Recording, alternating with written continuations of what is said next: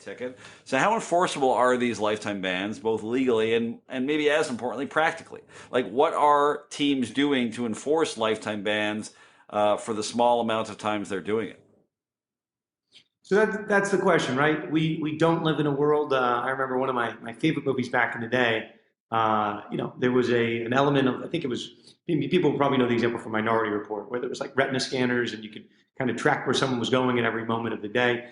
We don't live in a world that's fully operational on that clear technology with retina scans. Right. So and probably for good reason that can't get tracked like that. But I don't really know how one would police that, right? You could, in theory, right, try to prevent someone from buying season tickets, but on the secondary ticket market, it's very hard, if not impossible, to truly enforce that.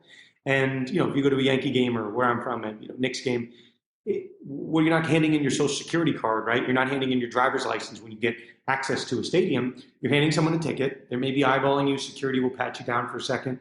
But even if there's a wall of like banned fans, maybe someone has a mustache, grows a beard, puts some glasses on, hat on, right? You're not necessarily going to recognize them. So in terms of its practical enforceability, it's almost impossible to do it. But then again, right, you go, we didn't mention this, but there's an incident that occurred at Madison Square Garden, about a year ago, maybe a few years ago at this point, but Charles Oakley, right, who's a public figure who's banned from going to games. That you can certainly enforce because people know who Charles Oakley is. And the second Charles Oakley sits down in the stands, you know who Charles Oakley is. But different from people like me, you, Rich and Taylor, just everyday people aren't going to be on the watch list, so to speak. So practical enforceability, I don't know. It's not practical, to put it that way.